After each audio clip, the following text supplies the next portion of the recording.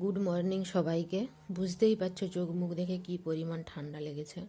আমাকেও লেগেছে, ছেলেকেও লেগেছে। ছেলের আবার জ্বর হয়েছে, মানে কি বলবো, গোটা গলা কানপাটি পুরো ব্যথা। শীতকালেও যে ঠান্ডা লাগে সেটা নিজে ঠান্ডা লেগেছে তাই উপভোগ করতে পারছি। ছেলেটাকে এমন ঠান্ডা লেগেছে রাত্রেবেলা ঘুমোয়নি শুদ্ধ। সে আবার উঠে পড়েছে, পরে আসছে। তো তখন বললাম না ছেলে উঠে পড়েছে, তো ছেলে সত্যিই খুব জ্বরটা আছে। আবার ঘুরে ঘুরে তারপরে জ্বর আসছিল। এখন প্রায় বিকেলের মতো হয়ে গেছে। তো ডাক্তার দেখিয়েছিলাম কালকে, দীপক পালকে। ডাক্তার বলেছে ভাইরাস জ্বর তো 3 দিন থাকবে। তো আজকে 2 দিন, কালকে হলে তাহলে অ্যান্টিবায়োটিক খাওয়াতে পারবো। কি হয় দেখি।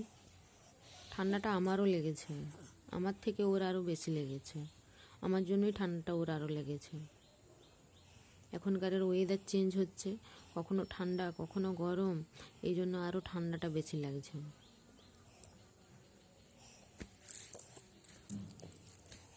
ছেলের আমার চোখ মুখ পুরো ভিতর দিকে ঢুকে গেছে।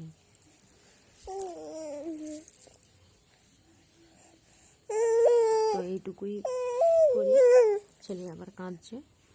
চলো, এখন ওর জন্য প্রতিদিন ভিডিও দিতে পারছি না, একেই ছোট বাচ্চা। রাখি চলো।